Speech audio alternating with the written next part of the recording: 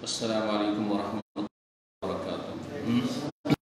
إن الحمد لله نحمده ونستعينه ونستغفره ونعوذ بالله من شرور أنفسنا ومن سيئات أعمالنا.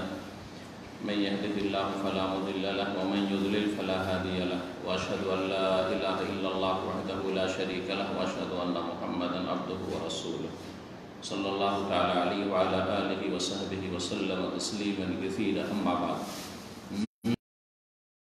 শ্রোতা দর্শক মণ্ডলী, আল্লাহ রাব্বুল আলামিনের যাবতীয় প্রশংসা যে মহান আল্লাহ রাব্বুল আলামিন আমাদেরকে দিনের জ্ঞান অর্জনের সুযোগ সুবিধা করে দিয়েছেন এবং দিনের প্রতি আমলের মন মানসিকতা দিয়েছেন। আলহামদুলিল্লাহ।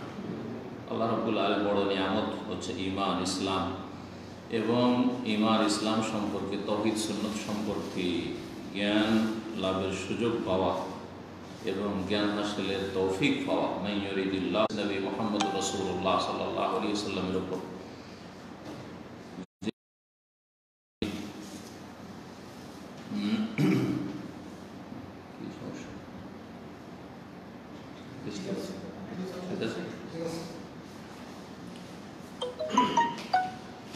আমাদের ধারাবাহিক আলোচনা সহিহুল বুখারীর কিতাবুল ইলম, জ্ঞান অর্জনের বা জ্ঞানের ফজিলত, জ্ঞানের গুরুত্ব, এই বিষয় নিয়ে যে পর্ব রয়েছে সেই পর্বের ধারাবাহিক আলোচনা পর্ব নম্বর 15 আজকে। আর এতে ইনশাআল্লাহ তাআলা কিতাবুল ইলম আজকে সমাপ্ত হবে। আল্লাহ রাব্বুল আলামিন যেন আমাদেরকে উপকারী ইলম দান করেন। আল্লাহুম্মা ইন্না নাসআলুকা ইলমান নাফিয়া ওয়া রিজকান তাইয়্যিবা। আল্লাহ যেন আমাদেরকে হালাল পাক পবিত্র রিজক দান করেন, ও আমালা মুতাকাব্বিলা, এবং এমন আমলের তৌফিক দান করেন যা আল্লাহর কাছে গ্রহণযোগ্য হয়। তো শুরু করি। অধ্যায় নম্বর 50। ইমাম বুখারী রাহিমাহুল্লাহ বলছেন, বাবুল হায়ায়ে ফিল ইলমি। এই অধ্যায় হচ্ছে জ্ঞান অর্জনের ক্ষেত্রে, ইলম শিখার ক্ষেত্রে লজ্জা করা সম্পর্কে। ইলম শিখতে গিয়ে কেউ যদি লজ্জা বোধ করে তো সেটা প্রশংসনীয় না নিন্দনীয়, সেটা ভালো না মন্দ? নিঃসন্দেহে জ্ঞান অর্জনে যদি বাধা হয় আপনার লজ্জা, তাহলে সেটা নিন্দনীয়, নন্দনীয় নয়, প্রশংসনীয় নয়, মাজমুম, সেটা অবশ্যই বর্জনীয়, ঠিক না। এই ক্ষেত্রে দুটো হাদিস নিয়ে এসেছেন, আর তার আগে আসার রয়েছে দুটো, অর্থাৎ একটি সাহাবী আয়েশা রাদিয়াল্লাহু তাআলা আনহার উক্তি, এবং আরেকটি হচ্ছে প্রখ্যাত তাবী ইমাম মুজাহিদ রাহমাতুল্লাহ আলাইহি উক্তি। বলছেন ইমাম বুখারী রাহিমাহুল্লাহ, ওয়াকালা মুজাহিদুন, প্রখ্যাত তাবী ইমাম মুজাহিদ রাহমাতুল্লাহ আলাইহি বলেন, লা ইয়াতাআল্লামুল ইলমা মুস্তাহিয়িন ওয়ালা মুস্তাকবির। জ্ঞান অর্জন করতে পারবে না, ইলম শিখতে পারবে না লজ্জাশীল ব্যক্তি, যে লজ্জা করে ইলম শিখতে, আর সেই লজ্জাটাকে জ্ঞান হাসিলে বাধা দেয়। লজ্জা লাগছে জিজ্ঞেস করতে, হ্যাঁ লজ্জা লাগছে এইভাবে বসতে, হ্যাঁ তারপরে বিষয়টা জানতে লজ্জা পাচ্ছি, লজ্জা বোধ করছি। যে ব্যক্তি লজ্জা করে সে কখনো ইলম হাসিল করতে পারবে না। সে মান সম্মানের ব্যাপার নিয়ে লজ্জা হতে পারে, আবার কে কি বলবে না বলবে। হ্যাঁ, ছাত্রদের মধ্যে আমরা দেখেছি, যদি কেউ জিজ্ঞাসা করে তো কিছু মূর্খ ছেলেরা থাকে, মাদ্রাসা স্কুল সব জায়গায়, আমি যদি কিছু প্রশ্ন করে শিক্ষক, কেউ সব হ্যাঁ হ্যাঁ করে হাসবে।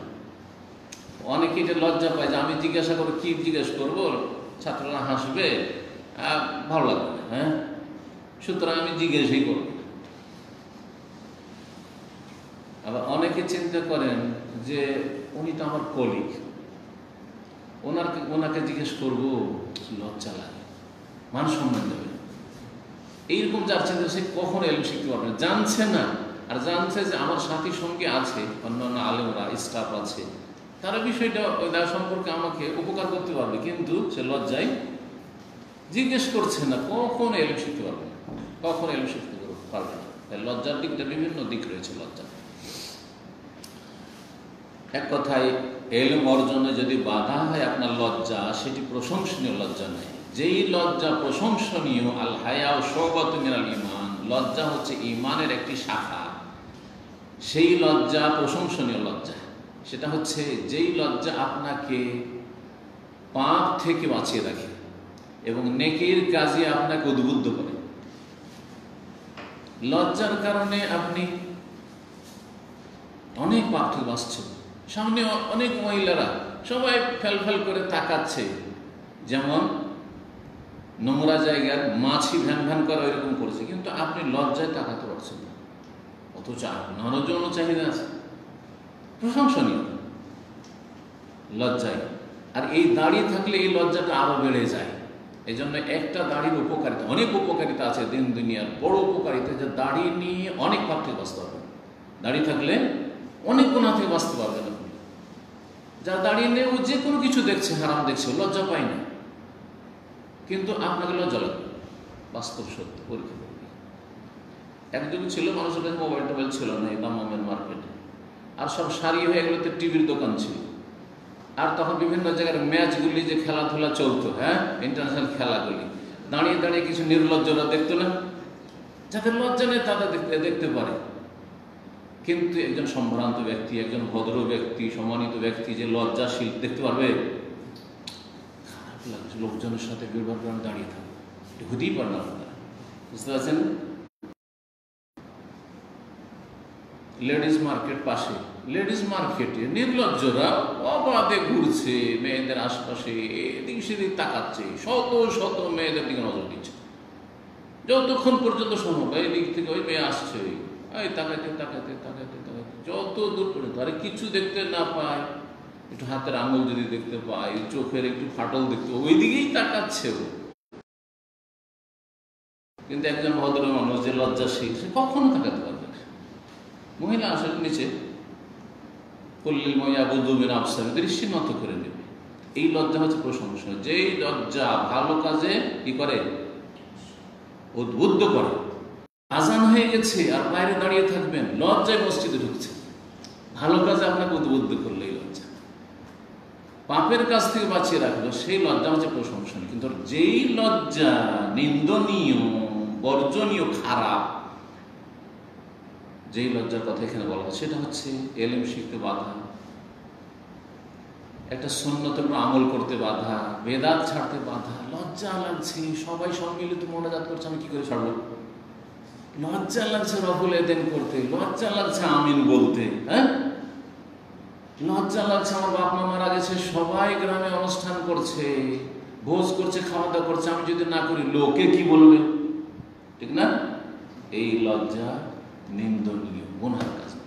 তার সবসময় লজ্জা কিন্তু প্রশংসনীয় নয়, মনে রাখতে ভালো। এই লজ্জা ভাষাটি এমন একটি ভাষা, যে ভাষা সম্পর্কে জানতে হবে। সবসময় লজ্জা চলবে না, সব ক্ষেত্রে লজ্জা চলবে না, আবার সব ক্ষেত্রে লজ্জাহীন হলে চলবে না। দিন শিখার ক্ষেত্রে সাহস থাকতে হবে, হিম্মত থাকতে হবে। লজ্জা কিসের আছে, ভালো কথা জানবো। হ্যাঁ, গোপনীয় মানুষের, পুরুষ নারী যেসব মাসাইল আছে, জিজ্ঞাসা করতে লজ্জা লাগে। আরে ওস্তাদকে কেমন করে জিজ্ঞাসা করবো? না না না, জিজ্ঞাসা করতে হবে, আপনাকে জানতে হবে মাসাইল। বোঝা গেছে না? মহিলা যদি মহিলা ওস্তাদ দিয়ে জানতে পারে তাহলে সবচেয়ে ভালো, কিন্তু মহিলা ওস্তাদ দিয়ে জানা সম্ভব না হয় তো পুরুষ ওস্তাদের কাছে জানবে, অবশ্যই জানতে হবে। এমন জটিল মাসালা, যে মাসালাগুলি সম্পর্কে ভালো কোনো আলেমা মহিলা নেই, একজন মহিলা পুরুষের কাছে জানতে পারে ভদ্র ভাষা, কোনো লজ্জা নেই। এই কথাগুলি আসবে। বলছেন ইমাম মুজাহিদ রাহমাতুল্লাহ লা ইয়াতাআল্লামুল ইলমা মুস্তাহিন, লজ্জাশীল ব্যক্তি ইলম হাসিল করতে পারবে না। ওয়ালা মুস্তাকবিরিন, অহংকার ব্যক্তিও ইলম হাসিল করতে পারে। যার মধ্যে অহংকার আছে কখনো ইলম হাসিল করতে পারবে না। বড় বড় যেগুলো জেনারেল শিক্ষিত লোক, এমন বিশেষ করে যদি বেদাতি মাদ্রাসার পড়া হয়, আরে আমি দাওরা ফারিগ এসেছি, আমি ডবল কামিল করে এসেছি, ইসলামিক সেন্টারে কি এইসব লেবারদের সাথে ক্লিনারদের সাথে শিখতে যাবো, ও সবকে আপনাদেরকে লেবার মনে করে, সবগুলিকে মনে করে যে ক্লিনার। হ্যাঁ, জানেন না ও জাহেল যে এখানে প্রফেসর থেকে শুরু করে ক্লিনার পর্যন্ত সবাই আসে, সবার আসার অধিকার আছে। আলহামদুলিল্লাহ সর্বস্তরের লোক এখানে আসে। কথা বোঝা গেছে না? তো এই বেদাতি মোল্লারা, মাদ্রাসা পড়ুয়ারা যে হেদায়েত হয় না, তার পিছনে কারণ হচ্ছে অহংকার। এলেম হাসিল করতে পারে না। তৌহিদের দেশে আছে, তৌহিদের কিছু শিখে যায় না। 20 বছর 30 বছর এখানে ব্যবসা বাণিজ্য করে আর লক্ষ লক্ষ রিয়াল নিয়ে গেছে, কিন্তু চরম বিদ্বেষী সৌদি আরবের দুশ্মন, সৌদি আরবের এরা তাওহীদের দুশ্মন, সুন্নতের দুশ্মন, বিরাট ভক্ত, শির ভক্ত, কোন সংশোধন হয়নি। কারণ মুস্তাকবির, অহংকারী। এইরকমই জেনারেল কিছু শিক্ষিত লোকেরা আছে, ডাক্তার, ইঞ্জিনিয়ার, বড় উচ্চ শিক্ষিত, ও ইসলাম সেন্টারে যাওয়া দেখছি যে নিচেও বসছে, কখনো চেয়ারে কখনো নিচে, এখানে দুই রকমের ব্যবস্থা আছে, লোকজন বেশি করে নিচে। এটা আমার জন্য মানে স্বভাব হয় না, কখনো এরকম হাসিল করতে পারে না। বড় বড় যে পুঁজিপতি আছে এখানে যথেষ্ট আছে, বাঙালি পুঁজিপতি আছে না, অহংকার বাধা, পয়সার অহংকার, কার মধ্যে ক্ষমতার অহংকার, কার মধ্যে শিক্ষা দীক্ষার অহংকার, কার মধ্যে প্রভাব প্রতিপত্তির অহংকার, আমি অনেক উঁচা সিনিয়র লোক, পার্সোনাল জানব। এই জন্য যেসব লোকের ইসলামিক সেন্টারে আসে না আর পার্সোনাল টেলিফোন করে, আমি তাদের উপর ভক্তি রাখি না। ক্লিয়ার কথাবার্তা আমার সবসময়। কিন্তু একজন কিং ফাহাদ পেট্রোলিয়াম ইউনিভার্সিটির প্রফেসর সিনিয়র প্রফেসর, সে আমার বাসায় কয়েক বছর আগে বাসায়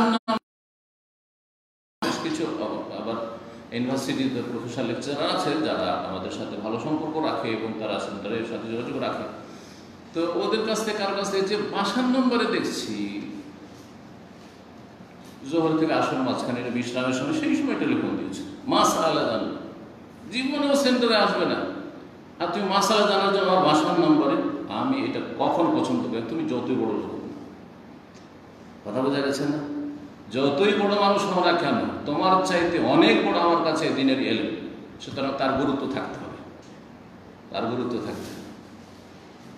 ইমাম বুখারী রাহিমাহুল্লাহকে সেই যুগের যে রাজা ছিল, বাদশাহ ছিল, খলিফা আব্বাসী আমলের বলেছিলেন যে আমার রাজার ছেলেরা, এরা কি করে জনগণের সাথে আপনার সাথে লেখাপড়া করবে মসজিদে গিয়ে, তা আপনার বুখারীর দার্সটা আমার রাজপেলে এসে, রাজদরবারে এসে আপনাকে ভালো জায়গায় বসতে দেওয়া হবে, আর সেখানে আমার বাচ্চাদেরকে খাস করে একটা দার্স দিতে হবে।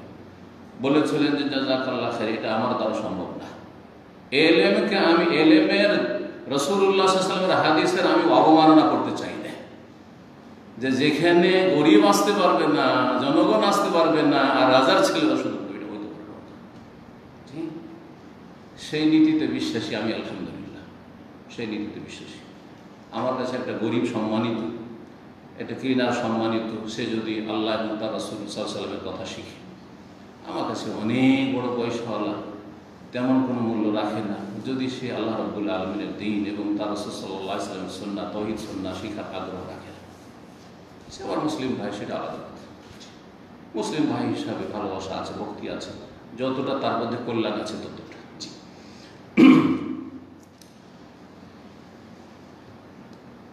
অহংকার যেন না থাকে, অহংকার মুক্ত হতে হবে। আমরা মাদ্রাসায় শিক্ষকতা, আমি আলহামদুলিল্লাহ 7 বছর আর 3 বছর 10 বছর মাদ্রাসায়, দাওরা মাদ্রাসায় শিক্ষকতা করেছি, বুখারী পড়ে পড়িয়েছি।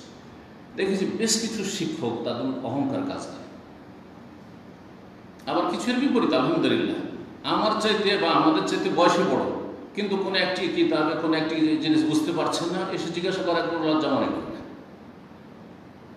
এবং যাকে জিজ্ঞাসা করবে, যার কাছ থেকে উপকৃত হবে, তারও কিন্তু আদব আখলাক ঠিক থাকা উচিত। এমন নয় যে আপনার কাছ থেকে কেউ জানলো, এলেও শিখলো, বড় মানুষ, ভালো আলেম, আর তারপরে তখন আপনি ছাত্রদের সামনে বর্ণনা করা শুরু করলেন বা অন্যান্য স্টাফের সামনে বর্ণনা করা শুরু করলেন, যারে তোমাদের অমুক শিক্ষক না, ও আমার কাছে রাত্রে মাসলা জিজ্ঞেস করে, তোমাদের সকালে পড়া। এটা চরিত্র হইল না মানহানি হইল? এরকম বদ চরিত্র কিছু শিক্ষক আছে না, মোটেই না। এটা আলেমের তালেব ইলমের আদব নাই, কথা বোঝা গেছে না? ঠিক তেমনই এর বিপরীতটা, যারা অহংকারী, কেমন করে ওর কাছে জানবো, সেও মাদানি আমার মাদানি, সেও যতটা পড়াশোনা করে, করেছে, আমিও করেছি, সুতরাং তাকে কেমন করে জিজ্ঞাসা করবো, আমি ছোট হয়ে যাবো। কখনো অহংকারী কখনো এলম শিখতে পারবে না, যে কোনো ময়দানে অহংকারী হবে। আপনি জানেন না এটা রোগ, হাদিস এটা বলছে, জানেন না এটা কি রোগ, আর ওর ঔষধ হচ্ছে কি, হাদিস জানা আছে এই মর্মে, রাসূলুল্লাহ সাল্লাল্লাহু আলাইহি ওয়াসাল্লাম বলেছে ইন্নামা শিফাউল আইয়্যি আস-সাওয়াল, অজ্ঞতার চিকিৎসা শিফা হচ্ছে, ঔষধ হচ্ছে আস-সাওয়াল, জিজ্ঞাসা করা, যে জানে থাকে। যখন একজন সাহাবী কি করেছিল, ওই যুদ্ধের মাঠে আহত হয়েছিল, মাথা জখম হয়েছিল, আর তারপরে তাদের যে আমির ছিল অভিযানের, রাসূলুল্লাহ সাল্লাল্লাহু আলাইহি ওয়াসাল্লাম ছিলেন না ওই সফরে। ও বলছে তো ওর গোসল ফরজ হয়ে গেছে, মানে স্বপ্নদোষে যে গোসল ফরজ হয়েছে, গোসল ফরজ হয়েছে, তোমাকে গোসল করতে হবে। তো তাই এমন মাসলায় জানতো না, গোসল করিয়ে দিয়েছে ওই অবস্থায়, মাথা জখম হয়ে আছে আর সে অবস্থায় গোসল করিয়ে দিয়েছে, মাথায় ধরে গেল পানি, আর তারপর ওই সফরে ওই সাহাবী মারা গেল। রাসূলুল্লাহ সাল্লাল্লাহু আলাইহি ওয়াসাল্লামকে এই ঘটনা যখন এসে মদিনায় শোনানো হলো, তখন কি বলেছিলেন? কাতালুহু কাতালাহুল্লাহ, সে একে খুন করেছে ভুল ফতোয়া দিয়ে, আল্লাহ তার সর্বনাশ করুন, বরবাদ করেছে জীবনটাকে। ইন্নামা শিফাউল আইয়্যি আস-সাওয়াল, অজ্ঞতা, তুমি জানতে না, তাহলে তার চিকিৎসা ছিল, জিজ্ঞাসা করেন কেন না জেনে ফতোয়া দিলে, যে তার প্রাণনাশ করলে, যেমন তেমন বিষয় নয়। জি, এখন দ্বিতীয় উক্তিতে ইমাম বুখারী রাহিমাহুল্লাহ বলছেন, ওয়াকালাত আয়েশা রাদিয়াল্লাহু তাআলা আনহা বলেন, নেমান নিসাউ নিসাউল আনসার, সবচেয়ে ভালো নারী হচ্ছে আনসারীদের নারীরা, আনসারী মহিলারা। মুসলিম সমাজে মুহাজিরিনদের স্ত্রীরাও বা মুহাজিরিন মা বোনেরাও ছিল, আর আনসারী মদিনার অধিবাসী মহিলারাও ছিল, দুই রকম সাহাবিয়াত। তাহলে বলছেন নেমান নিসাউ নিসাউল আনসার, সবচেয়ে উত্তম হচ্ছে আনসারী মহিলারা, আনসারী রমণীরা। কেন? লাম ইয়ামনাহুন্নাল হায়া আন ইয়াতাফাক্কাহনা ফিদ-দীন, দ্বীন সম্পর্কে জ্ঞান অর্জন করায় তাদেরকে কোনো লজ্জা বাধা দেয় না, লজ্জা নেই। রাসূলুল্লাহ সাল্লাল্লাহু আলাইহি ওয়াসাল্লামকে এসে যে মাসলা জিজ্ঞাসা করতে একটু লজ্জা লাগে, তাও জিজ্ঞাসা করতে জানতে হবে না, কোনো লজ্জা নেই। দ্বীন সম্পর্কে জানার জন্য, আমি জানি বেশ কিছু মহিলারা আছে দ্বীন সম্পর্কে জানা জরুরি, তারপরেও ও শেখদেরকে কেমন করে মাসলা জিজ্ঞেস করবো, সাধারণ মাসলা হয়তো শেখদের সাথে কথা বলা অভ্যাস নেই, তারপরে শেখের সাথে কোনোদিন যোগাযোগ নেই, যে কোনো শেখেরই হোক না কেন। পক্ষান্তরে দেখা যাচ্ছে যে যার সাথে খাতির আছে অন্য অন্য ফাসেক ফাজের পুরুষ, দেবর, ভাসুর, দুলাভাই, আর আত্মীয় স্বজন, খালাতো মামাতো ভাই, ওদের সাথে অভাবে গল্প করছে। হিতে কোন আবার দিন হইল, যেমন কোন দিন হইল, কথা বুঝতে পারছেন না, ব্যালেন্সটা ঠিক থাকতে হবে। যতটা প্রয়োজন ততটা আপনার জন্য বৈধ, আর প্রয়োজনের বেশি কারোর সাথে আপনি গল্প করছেন লম্বা টাইম ধরে, আর জরুরি মাসালা তা জানতে লজ্জা পাচ্ছেন, কারণ তার সাথে কথা বলতে অভ্যস্ত না। বহু তরিকায় গ্রামের লোক হলে কোনো পর্দা নেই, আমাদের পর্দা, দেশীয় পর্দা বুঝেন অনেকে, আমাদের গ্রামাঞ্চলের পর্দায় আমি আলোচনা করি। গ্রামের লোকের জন্য কোনো পর্দা নাই, পরিচিত অমুকের ছেলে, হ্যাঁ অমুকের ভাই, আমাদের গ্রামের কোনো পর্দা নেই। এইখানেও এলাকা মিলেছে, কোনো পর্দা নেই, কিন্তু গ্রামের ছেলে সেই জন্য, গ্রামের লোক সেই জন্য। আর যদি দাড়িওয়ালা লোক হয়, লজ্জা লাগে কথা বলতে, আলেম হুজুর হইলে লজ্জা লাগে, ফেরিওয়ালা হলে লজ্জা লাগে না। ফেরিওয়ালার সাথে গল্প করছে, চুড়ি কিনছে, চুড়ি পরিয়ে দিচ্ছে, দেখেছেন এইসব জিনিস গ্রামে কোনো পর্দা নেই। দাড়িওয়ালা দেখলে, হ্যাঁ মুরব্বী দেখলে, একটা পরেজগার লোক দেখলে সাথে সাথে পাছাটা ঘুরিয়ে দিল, ঘোমটা টেনে দিল, এর নাম তো ইসলাম, দেখলে অজ্ঞতা। লজ্জা দিন শিখতে বাধা দেয় না আনসারী মহিলাদেরকে, এই জন্য আনসারী মহিলারা কি সবচেয়ে ভালো মহিলা। তাহলে এটা ভালো বৈশিষ্ট্য। যদি প্রয়োজন আছে দিন জানান, দিন জানান, বিনা কাজে আপনি চ্যাটিং করতে থাকবেন, কথা বলতে থাকবেন, অথবা আপনি ভয়েস দিতে থাকবেন, অথবা আপনি বিরক্ত করতে থাকবেন, বারবার মাসলা জিজ্ঞেস, না না না, কোনো প্রয়োজন করে না। 130 নম্বর হাদিস, ইমাম বুখারী রাহিমাহুল্লাহ এই অধ্যায়ে দুটো হাদিস নিয়েছেন। প্রথম হাদিস আন যায়নাব ইবনাত উম্মে সালামা রাদিয়াল্লাহু তাআলা আনহা, উম্মে সালামার মেয়ে যায়নাব রাদিয়াল্লাহু তাআলা আনহা থেকে বা আনহুমা থেকে বর্ণিত। তিনি বর্ণনা করেছেন তার মাতা আন উম্মে সালামা, উম্মে সালামা রাদিয়াল্লাহু তাআলা আনহা থেকে, যিনি উম্মুল মুমিনিন, মুমিনদের জননী, রাসূলুল্লাহ সাল্লাল্লাহু আলাইহি ওয়াসাল্লামের প্রিয়তমা স্ত্রী। উহুদ যুদ্ধে আহত হয়েছিলেন তার স্বামী আবু সালামা রাদিয়াল্লাহু তাআলা, আর তারপরে অসুস্থ কয়েকদিন থেকে তিনি শাহাদাত বরণ করেছিলেন, ইন্তেকাল করেছিলেন। তার ছোট ছোট বাচ্চারা ছিল, তাদের দেখাশোনার জন্য রাসূলুল্লাহ সাল্লাল্লাহু আলাইহি ওয়াসাল্লাম উম্মে সালামাকে বিয়ে করেছেন। রাসূলুল্লাহ সাল্লাল্লাহু আলাইহি ওয়াসাল্লাম বহু বিবাহতে দিন দুনিয়ার অনেক রহস্য রয়েছে, অনেক তত্ত্ব রয়েছে। সৎ উদ্দেশ্য ছিল, বড় বড় সৎ উদ্দেশ্য, বাচ্চাগুলোকে দেখাশোনা করবে, যে এই উদ্দেশ্যে বিয়ে করে। দ্বিতীয় বিয়ে, তৃতীয় বিয়ে, মানে কুমারী 15 বছর 16 বছর করছে। আমাদের কিছু দিনী ভাই আছে, এর নাম দিন আর তাকওয়া নয়, আর এর নাম সুন্নতের বাস্তবায়ন নয়। জি, রাসূলুল্লাহ একটি কুমারী ছাড়া কাউকে আর কুমারী কেন করেনি? কথা বলছেন না? এই উম্মে সালামা রাদিয়াল্লাহু তাআলা মেয়ে যে যায়নাব ছিলেন, যেহেতু রাসূলুল্লাহ সাল্লাল্লাহু আলাইহি সাল্লামের ঘরে তিনি কিন্তু প্রতিপালিত হয়েছেন, তার আম্মাকে, তার বাবা আবু সালমা।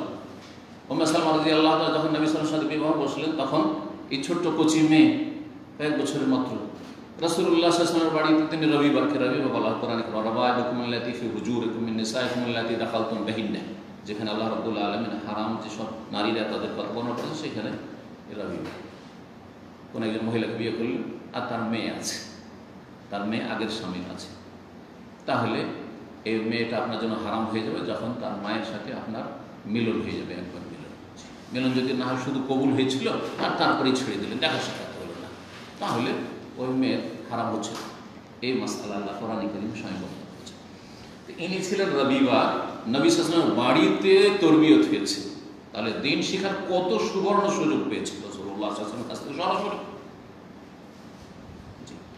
এবং রাসূলুল্লাহ সাল্লাল্লাহু আলাইহি ওয়াসাল্লামের বিবি উম্মুল মুমিনিনের মেয়ে তিনি, সুতরাং তিনি বড় আলেমা এবং ফাকিহা হয়েছিলেন, মহিলাদের মাঝে বড় আলেমা ছিলেন।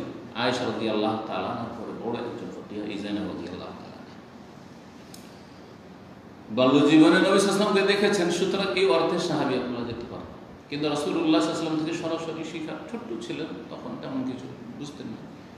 মাকে পেয়েছেন, নবী সাল্লাল্লাহু আলাইহি ওয়াসাল্লাম বাড়ি পেয়েছেন, জি, এবং সেখানে তরবিয়ত পেয়েছেন সরাসরি রাসূলুল্লাহ সাল্লাল্লাহু আলাইহি ওয়াসাল্লামের মা থেকে বর্ণনা করছেন, উম্মে সালামা থেকে। কালা, তিনি বলছেন, জাআত উম্মে সুলাইম ইলা রাসূলিল্লাহ সাল্লাল্লাহু আলাইহি ওয়াসাল্লাম। রাসূলুল্লাহ সাল্লাল্লাহু আলাইহি ওয়াসাল্লাম উম্মে সুলাইম রাদিয়াল্লাহু তাআলা, আর এক মহিলা উম্মে সুলাইম। এই উম্মে সুলাইমের নাম রুমাইসা ছিল। আমাদের দেশের লোকেরা এই নামটিকে বিকৃত করে কি বলে, নাম রাখে, কিন্তু কিন্তু রুমাইসা কেউ বলে না, কি বলে? রমিসা রাখে না? রমিসা নাম নাই বাঙালি সমাজে? আচ্ছা, রমিসা, আসলে রমিসা শুদ্ধ না, কি রাখবেন? রুমাইসা। এই উম্মে সুলাইমের নাম ছিল রুমাইসা। ইনি কে ছিলেন, কার মা বলতে পারেন? আনাস রাদিয়াল্লাহু তাআলা আনহুর মা ছিলেন। উম্মে সুলাইম রাদিয়াল্লাহু তাআলা আনহার বিয়ে হয়েছিল আবু তালহার সাথে, তার আগের স্বামী থেকে আনাস রাদিয়াল্লাহু তাআলা। এই আনাসকে নিয়ে ছোট ছেলে বিয়ে বসলেন তার আগের স্বামীর ইন্তেকালের পরে আবু তালহার সাথে। আবু তালহার বাড়িতে ছেলেটা তেমন শিখার সুযোগ পাবে না, দেখে গিয়ে রাসূলুল্লাহ সাল্লাল্লাহু আলাইহি ওয়াসাল্লাম দরখাস্ত করি, যদি রাসূলুল্লাহ সাল্লাল্লাহু আলাইহি ওয়াসাল্লাম খাদেম হিসাবে আমার ছেলেটাকে কবুল করে নেন, তাহলে একটা ভালো সুযোগ পাবে। আমার ছেলেটা সরাসরি তরবিয়ত পেল, প্রতিপালন পেল, কার কাছে? রাসূলুল্লাহ সাল্লাল্লাহু আলাইহি ওয়াসাল্লাম। ছেলে, ছোট্ট ছেলে, মাত্র কয়েক বছরের ছেলে, তাকে নিয়ে এসে হাজির রাসূলুল্লাহ সাল্লাল্লাহু আলাইহি ওয়াসাল্লামের কাছে। এসে বলছি, ইয়া রাসূলুল্লাহ, এই আনাস ইবনে হাজা, এই ছেলে খাদেমুকা ইয়া রাসূল, আপনার খাদেম, আপনি একে সাদরে গ্রহণ করে নেন। রাসূলুল্লাহ সাল্লাল্লাহু আলাইহি ওয়াসাল্লামের কাছে 10 বছর মদিনা হিজরতের পর থেকে শুরু করে, কারণ অন্য হাদিসে রয়েছে আনাস রাদিয়াল্লাহু আনহু বলছেন, খাদামতু রাসূলুল্লাহ 10 সিনিন, রাসূলুল্লাহ আমি খেদমত করেছি কতদিন? 10 বছর। কোন কাজ করতে বলেছেন করিনি, বিলম্ব করেছি, করছি, কখনো চার্জ করেননি যে লেমা আলম তাফাল, কেন করলেন কাজটা? এই কাজটা কত উত্তম চরিত্র অধিকারী সাইয়্যিদুল মুরসালিন ছিলেন সাল্লাল্লাহু আলাইহি ওয়াসাল্লাম। শুধু মুসলিমের জন্য নয়, কাফেরের জন্য, শুধু মানুষের জন্য নয়, পশু পাখির জন্য, উটের জন্য, গাছপালার জন্য, সবকিছু রাসূলুল্লাহ সাল্লাল্লাহু আলাইহি ওয়াসাল্লাম ভালোবাসতেন। জি, সবকিছুর জন্য তিনি রহমত ছিলেন। কিন্তু রাসূলুল্লাহ সাল্লাল্লাহু আলাইহি ওয়াসাল্লামের শান সম্পর্কে কাফের মুশরিকরাও জানল না, মুসলিম সমাজের মুনাফিকরাও উপলব্ধি করল না, আর যারা শিরক বিদআতে ধর্মকর্ম করে রাসূলুল্লাহ তরিকা বাদ দিয়ে, তারাও ওমা কাদারুল্লাহ হাক্কা কাদরিহি, না আল্লাহর কদর করলো, না রাসূলুল্লাহ সাল্লাল্লাহু আলাইহি ওয়াসাল্লামের যথাযোগ্য মর্যাদা দান করলো। একমাত্র রাসূলুল্লাহ সাল্লাল্লাহু আলাইহি ওয়াসাল্লাম যদি যথাযোগ্য মর্যাদা দান করে, কোরআন সুন্নাহর অনুসারীরা তাই প্রতিটি কথা রাসূলুল্লাহ সাল্লাল্লাহু আলাইহি ওয়াসাল্লাম প্রতিটি তার জীবনের সিরাত আমাদের কাছে দুনিয়ার সমস্ত কিছু চেয়ে জীবনের প্রতিটি ক্ষেত্রে বাস্তবায়ন করতে হবে রাসূলুল্লাহ সাল্লাল্লাহু আলাইহি ওয়াসাল্লামের সিরাত সুরা থেকে। আল্লাহ যেন আমাদের সকলকে তৌফিক দেন। এটা হচ্ছে আসল ভালোবাসা, এটা হচ্ছে রাসূলুল্লাহ সাল্লাল্লাহু আলাইহি ওয়াসাল্লামের পক্ষ থেকে আসল ডিফেন্স করা, প্রতিবাদ করা এবং রাসূলুল্লাহ সাল্লাল্লাহু আলাইহি ওয়াসাল্লামের সাহায্য করা, পাশে দাঁড়া। কাফের এই হইচই এত ভয় পায় না যত ভয় পায় রাসূলুল্লাহ সাল্লাল্লাহু আলাইহি ওয়াসাল্লাম নিয়ে আসা ধর্ম পালনে। এই জন্য কাফের গায়ের জ্বালায় দাড়ির উপর, কাফের গায়ের জ্বালা এই হেজাব পর্দার উপর সবচেয়ে বেশি জ্বালা। কাফের গায়ের জ্বালা যদি কাউকে দেখে টাকনার উপর প্যান্ট পরে আছে, কাফের মুনাফিকরা এগুলো নিয়ে না সবচেয়ে বড় শত্রুতা করছে।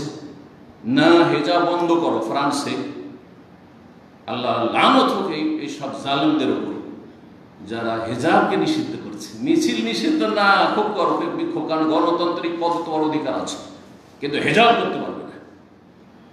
তাহলে ভয় পাই কোনটাকে? হ্যাঁ, মিছিলকে বিক্ষোভকে ভয় পাই, হ্যাঁ, অবরোধকে ভয় পাই না হেজাবকে ভয় পাই? হেজাবকে ভয় পাই, দাড়িকে ভয় পাই, টাকনার উপর কাপড় থাকলে ভয় পাই, মসজিদ ফজরে ভর্তি করে দেন ভয় পাই, এগুলোতে ভয় পাই। তা বুঝছেন না? বোঝার চেষ্টা করবেন গুরুত্বপূর্ণ বিষয়গুলি। কুফরি শক্তি যেই বিষয়গুলিকে ভয় পায় সেগুলিতে আমাদেরকে শক্তিশালী হতে হবে। তারা নিজের ঘরে থেকে শান্তিতে থাকতে পারবে না, ভীত সন্ত্রস্ত থাকবে। তোর হে বোনা বিহি আদু আল্লাহ আদু, আল্লাহর শত্রুদেরকে ভীত সন্ত্রস্ত করতে হবে দিনকে আঁকড়ে ধরার মাধ্যমে এবং দিন মজবুত করার মাধ্যমে, দিনকে তাদের ঘরে ঘরে ঢুকিয়ে দেওয়ার মাধ্যমে। এইটাকে ভয় পায়। দিনের দাওয়াতকে সবচেয়ে বেশি ভয় পায়। দিনের দাওয়াতের নামে কোথাও পারমিশন নেই তাদের দেশে। দিনের দাওয়াতের জন্য ভিসা চাই, কখনো দেবে না। সবচেয়ে বেশি ভয় পায় তারা যে তাদের ঘরে ঘরে ইসলাম ঢুকে যাবে। ঠিক তো বলছিলাম আনাস রাদিয়াল্লাহু তাআলা আনহুর কথা। তিনি বলছেন যে কোন কাজ করতে বলেনি, আমি করে ফেলেছি। বলেননি যে লিমা ফাআত, কেন করলেন, কি করতে বলতো? কিন্তু আমরা আমাদের অধীনে যারা আছে বলি না, বলি না। ধরে একটা টিপয় চা নিয়ে চলে এসছো, কে তোমাকে চা আনতে বললো? বলি না, বলি না। হ্যাঁ হ্যাঁ, টাইম চলে যাচ্ছে, চা দেয়, আসার 15 মিনিটের মধ্যে চা দেয়। ধরেন চা আসেনি, 1 ঘন্টা চা এলো না, আসলোই না সেদিন চা। কি ব্যাপার, তুমি চাটা দিলে না কেন? করেন না কেন? এটা ছোট্ট উদাহরণ দিলাম, এর চেয়ে তো বড় বড়। স্ত্রীকে বলছেন কে তোমাকে আজকে এটা পাক করতে বলেছে, কেন এটা করনি? করছেন না? এইটা চরিত্র তো রাসূলুল্লাহ চরিত্র নাই। সুবহানাল্লাহ। খাদেমের সাথে স্ত্রী তার চাইতে কত বেশি মর্যাদা রাখে, কত বেশি আপনার হিতাকাঙ্ক্ষী। তাহলে রাসূলুল্লাহ সাল্লাল্লাহু আলাইহি ওয়াসাল্লামের নাম নিলে হবে না, কাজে কর্মে জীবনে তার সিরাতের বাস্তবায়ন করতে হবে। জীবনে কাউকে বলেননি কাজ করো, কারণ দর্শাও, কখনো বলেন। আল্লাহ এ হচ্ছে ইন্নাকা লাআলা খুলুকিন আযীম, মহান চরিত্র অধিকারী সাইয়্যিদুল মুরসালিন মুহাম্মদ রাসূলুল্লাহ সাল্লাল্লাহু আলাইহি ওয়াসাল্লাম। আনাস রাদিয়াল্লাহু তাআলা আনহুর মা তাহলে কে? উম্মে সুলাইম। আসলে রাসূলুল্লাহ সাল্লাল্লাহু আলাইহি কাছে একবার তো এসেছেন, আনাসকে খাদেম হিসেবে দিয়ে গেছেন, আর এই মাসআলা জিজ্ঞেস করতে এসেছিলেন। বলছেন ফাকালাত ইয়া রাসূলুল্লাহ, ইয়া আল্লাহর রাসূল, ইন্নাল্লাহা লা ইয়াস্তাহি মিনাল হক, আল্লাহ হক কথায়, সত্য কথায়, ভালো কথায় কখন লজ্জা করেন না। যেখানে আল্লাহ লজ্জা করেন না, তা আমি কেন লজ্জা করব? এটা ভূমিকা। কোন একটা কথা বলার জন্য ভূমিকা হইলে ভালো। তা আমাদেরকে এই বাকভঙ্গিমাও শেখানো হয়েছে, তাই না? তিনি তো সরাসরি এসে মশলাটা জিজ্ঞেস করতে পারতেন, কিন্তু এটা ভূমিকা বাঁধলেন।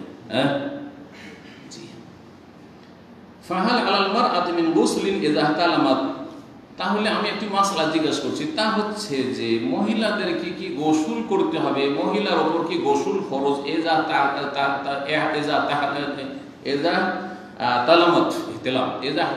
তালামাত, যদি স্বপ্নদোষ হয়ে যায়, মহিলাদের যদি স্বপ্নদোষ হয়ে যায় তাহলে কি তার উপর গোসল ফরজ হবে?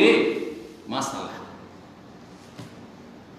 জিজ্ঞেস করলেন। স্বপ্নদোষের বিষয়টি এমনি লজ্জাকর, তাই না?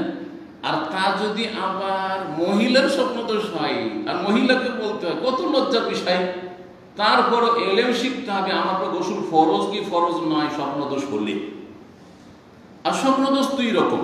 স্বপ্ন দোষে বীর্যপাত হইতে পারে, আবার নাও হইতে পারে, ঠিক না? স্বপ্ন দোষ কখনো কখনো দেখলেন যে সহবাস হয়ে গেল, কিন্তু দেখছেন যে কাপড়ে কিছুই নেই, ভিজেনি, তার মানে বীর্যপাত হয়নি, হতে পারে না, পারে না? তাহলে স্বপ্ন দোষ দুই রকম।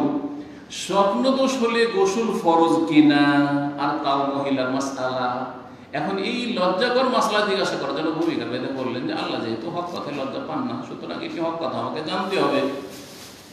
এই প্রশ্ন থেকে আমরা কি বুঝতে পারলাম যে যখন প্রশ্ন করলেন আর রাসূলুল্লাহ উত্তরও দিচ্ছেন, কোনো আপত্তি করলেন না, তাহলে বোঝা যাচ্ছে যে প্রথম কথা বোঝা যাচ্ছে যেমন পুরুষদের স্বপ্নদোষ হয় তেমন মহিলাদেরও স্বপ্নদোষ হয়, যদিও কম।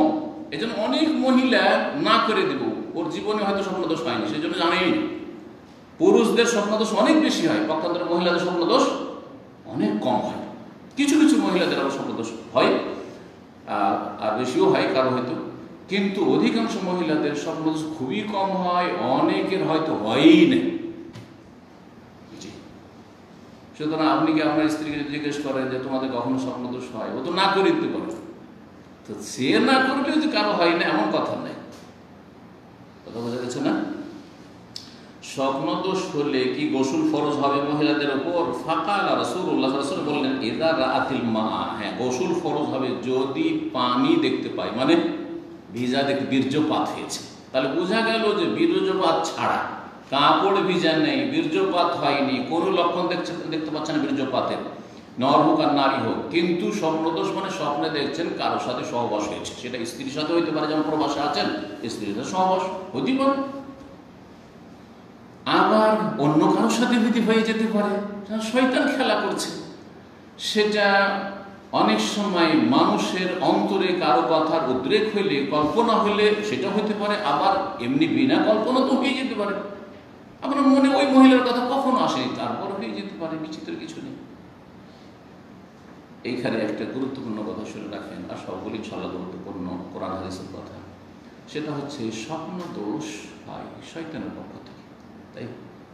আর রাসূলুল্লাহ সাল্লাল্লাহু আলাইহি ওয়াসাল্লামকে শয়তান থেকে আল্লাহ যেহেতু সুরক্ষিত রেখেছেন, শুধু রাসূলুল্লাহ সাল্লাল্লাহু আলাইহি ওয়াসাল্লাম স্বপ্ন দোষ হয়নি, এটা মনে রাখেন, কোনোদিন শোনেননি, তাই না? স্বপ্ন দোষ থেকে তিনি নিরাপদ, কারণ শয়তানের অনিষ্ট থেকে তিনি নিরাপদ। পক্ষান্তরে আমরা কেউ যতই বড় আল্লামা হয়ে যাক না কেন, যত বড় বুজুর্গ হয়ে যাক, শয়তানের অনিষ্ট থেকে নিরাপদ নয়। সুতরাং স্বপ্ন দোষ হতে পারে, কারো কম কারো বেশি। স্ত্রীর সাথে থাকলে স্বপ্ন দোষ অনেকের হয়ই না, হয় না, কারণ হওয়ার সুযোগই হয় না এরকম। আলহামদুলিল্লাহ শারীরিক চাহিদা পূরণ হয়ে যাচ্ছে, সুতরাং স্বপ্ন দোষ হয় না। একমাত্র হবে স্ত্রী থাকা সত্ত্বেও স্বপ্ন দোষ যদি তার চরিত্রে বক্রতা থাকে, নজর খারাপ থাকে, অন্তরে শয়তান সুযোগ নিচ্ছে বাসা বাঁধা, তাহলে হইতে পারে, ছাড়া ব্যতিক্রম হইতে পারে। জি, ইল্লা মাশাআল্লাহ। তাহলে মাসলা জানলাম। ফাকাদাত উম্মে সালামা তানি ওয়াজহা, উম্মে সালামা রাদিয়াল্লাহু তাআলা আনহার বাড়িতে এসে রাসূলুল্লাহ সাল্লাল্লাহু আলাইহি ওয়াসাল্লাম উম্মে সুলাইম আসলেন। আনাসের মা জিজ্ঞাসা করেন, উম্মে সালামা রাদিয়াল্লাহু নবী সাল্লাল্লাহু আলাইহি ওয়াসাল্লামের প্রিয়তমা স্ত্রী লজ্জা পেয়ে গেছেন এই মাসলায়। জিজ্ঞাসা যিনি করছেন উনি কিন্তু লজ্জা পাচ্ছেন না, কিন্তু তিনি লজ্জা, কারণ বিষয়টি লজ্জাকর। তো লজ্জা, মহিলাদের লজ্জা হলে কি করে? লজ্জা হলে কি করে? এটা করে কিন্তু, হ্যাঁ, যদি কাপড় টাপড় কিচ্ছু না থাকে তো কি করে? মুখে হাত দিবে, নাকে হাত দিবে, নাক ঢেকে লজ্জা। দেখেছেন না মহিলাদেরকে? কিছু মহিলাদের পর্দা এরকম, চেহারা খুলে চলাফেরা করছে, আর হঠাৎ করে শেখের সামনে পড়ে গেছে, আরে তুই তো আমাদের শেখ, তাহলে দেখেছে, অথবা কাপড়টা এইরকমও পর্দা আছে। মুখ ঢেকে নিয়েছেন। ওয়াকালাত, বললেন ইয়া রাসূলুল্লাহ, হে আল্লাহর রাসূল, ওয়া তাহতালিমুল মারআতু, মহিলাদের স্বপ্ন দোষ আবার হয়। সুবহানাল্লাহ। নবী সাল্লাল্লাহু আলাইহি ওয়াসাল্লাম বিবি উম্মে সালামা জানছেন না যে মহিলাদের স্বপ্ন, তাহলে বোঝা গেল যে অনেক মহিলা, যখন নবী সাল্লাল্লাহু আলাইহি ওয়াসাল্লাম বিবি জানছেন না যে স্বপ্ন দোষ হয় কিনা মহিলাদের, কারণ খুবই কম হয় বললাম। সুতরাং বহু মহিলা হয়তো জানে না যে তাদের স্বপ্ন দোষ যেহেতু হয় না, মনে করে যে না মহিলাদের স্বপ্ন দোষ হয় না, স্বপ্ন দোষ পুরুষদের হয়। তাহলে না, নবী সাল্লাল্লাহু, হ্যাঁ হতে পারে, কেন হবে না, পুরুষের হয়, নারীরও হতে পারে। তারে বাদ ইয়ামিনুকে, তোমার ডান হাত ধুলো ধূসরিত হোক, আরবরা এরকম বলে, কিন্তু এটি আসলে বদ্ধ উদ্দেশ্য নাই। ফাবেমা ইউফা, কাউকে একটু সজাগ করার জন্য অথবা একটু ধমক দেওয়ার জন্য এই ধরনের কথা বলে।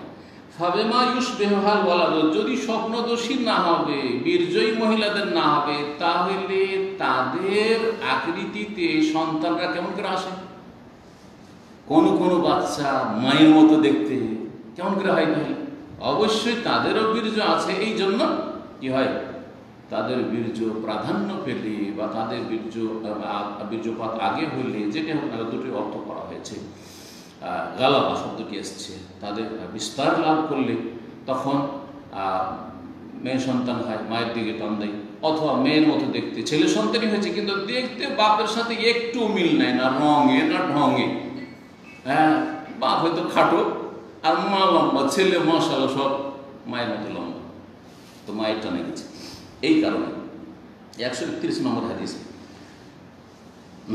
আব্দুল্লাহ বিন উমর রাদিয়াল্লাহু তাআলা আনহু হতে বর্ণিত, তিনি বলছেন আন্না রাসূলুল্লাহ সাল্লাল্লাহু আলাইহি ওয়াসাল্লাম বলেন, ইন্না মিনাশ শাজারি শাজারাতান, গাছের মধ্যে একটি গাছ আছে, লা ইয়াসকুতু ওয়ারাকুহা, যার পাতাগুলি ঝরে পড়ে না, ওয়াহিয়া মাসালুল মুসলিম, সেই গাছটি হচ্ছে মুসলিমদের মতো। হ্যাঁ, মুসলিমদের কি মতো, মুসলিমের মতো হচ্ছে গাছ, গাছও আবার মুসলিমদের মতো হয়। কোন দিক থেকে? এর আগে কিন্তু এই হাদিস চলে গেছে, পরীক্ষা নেওয়া, কেতাবুল ইলমে এসেছে পরীক্ষা নেওয়া যাবে, ছাত্রদের পরীক্ষা নিতে পারবেন, ছেলে মেয়েদের পরীক্ষা নিতে পারবেন, দেখি কতটা অগ্রসর হয়েছে বাচ্চাদের। মাঝে মাঝে পরীক্ষা নিই আমি বাচ্চাদের, সবসময় না খোঁজ নিতে পারলো, মাঝে মাঝে পরীক্ষা দেখি, জি পরীক্ষা নেওয়া যে জায়েজ, এর দলিল এই হাদিস। এই হাদিস থেকে অনেক মাসাইল ইস্তেমাত হয়, তার মধ্যে একটি ইমাম বুখারী ইস্তেমাত করেছেন কি, পরীক্ষা নেওয়া জায়েজ বৈধ। আর এখানে এলেম শিখার ক্ষেত্রে লজ্জা প্রশংসনীয় না। আব্দুল্লাহ বিন উমর রাদিয়াল্লাহু তাআলা আনহু যুবক ছেলে, লজ্জায় বলেনি, বাপ পয়সা আছে মুরব্বী, আর বাপের চাইতেও সিনিয়র আবু বকর সিদ্দিক রাদিয়াল্লাহু তাআলা, তিনিও জবাব দিতে পারছেন না, তাদের সামনে ছোট মুখে বড় কথা, বাঙালিরা বলে না, ছোট মুখে বড় কথা, ফুটফুট করছিস বড়দের সামনে, যা। অনেকে ধমক দেয় ছেলেদেরকে, না না, এই ধমক দেওয়াটা ভালো। আগের যুগের এটা তরিকা ছিল যে নেতা মাথাদের সামনে আর বড়দের সামনে কথা বলতে নেই, না, ভালো কথা যদি জানেন তো বলেন, মানুষের উপকার। মুসলিমদের মতো যে মুসলিম তার সার্বিক জীবনে সবার উপকার করে, কার ক্ষতি করে না। মুসলিমের সবটাতে লাভ আছে। মুসলিম দুনিয়ার কাজে মানুষের উপকার করে, দিনের কাজে উপকার করে, দেখা হইলে সালাম দেয়। আর মুসলিম যদি সত্যিকার মুসলিম হয়, তাহলে মুসলিমের সাথে বসলে ঈমান তাজা হয়। মুসলিমের মাথা থেকে পা পর্যন্ত আপদ মস্তক সবকিছু লাভ আর লাভ, উপকার এবং উপকার। মুসলিমের দ্বারা কখনো ক্ষতি। মুসলিম সেই যার হাত, তার জবান থেকে কেউ কষ্ট পায় না। ঠিক ওই রকমই খেজুর গাছ এটি, যার পাতা ঝরে না, শুকিয়ে যায়। খেজুর গাছ এমন গাছ যার ওপর থেকে নিচ পর্যন্ত প্রতিটি অঙ্গ প্রত্যঙ্গ উপকারী, কোনোটা ফালতু নেই, কোনোটা বিনা কাজে নেই, সবটাতে লাভ আছে। খেজুর বিচিতে পর্যন্ত লাভ আছে, ওটার খাবার। এমনকি খেজুরের বিচির গাহওয়া আমাকে খাওয়াইছে, এখানে একজন শেখ আছে, খেজুরের বিচির প্রতিবেশী মসজিদের ইমাম, জি, খেজুর বিচিকে পিষে গাহওয়া, জি, অনেক শক্তিশালী। জি, খেজুরটা শেষ হয়ে যাওয়ার পরে খেজুরের বিচিটা চুষতেই থাকে, যত চুষবেন তত বেশি শরীরের জন্য উপকারী। লালা বেরোবে, যে লালাতে আপনার হজম শক্তি বাড়বে।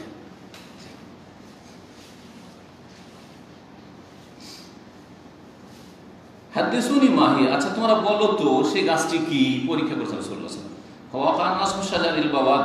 লোকেরা কিন্তু গ্রাম অঞ্চলের গাছ নিয়ে কল্পনা জল্পনা শুরু করে দিয়েছে। সবার ব্রেন চলে গেছে কোন দিকে?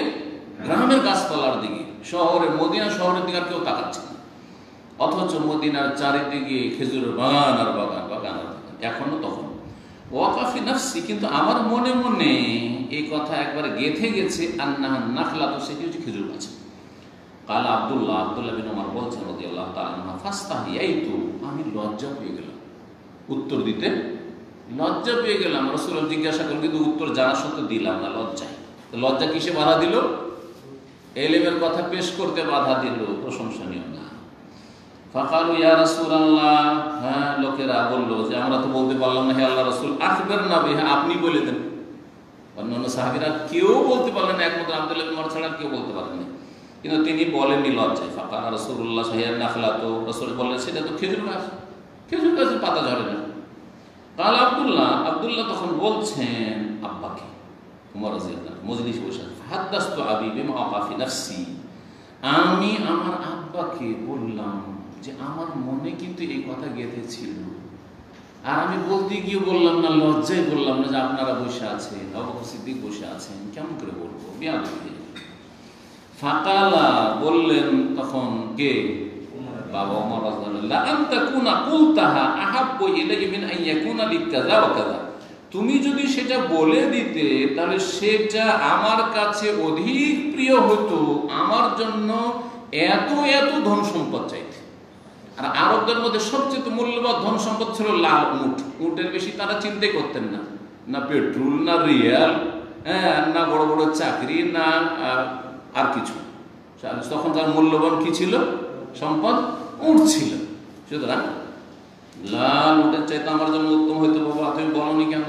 কারণ বাপ চাই যে আমার চাইতে বড় হোক ছেলে। প্রত্যেক বাপ চায়, প্রত্যেক মা চায়, কিন্তু বাপ মা ছাড়া পৃথিবী কেউ চাইবে না।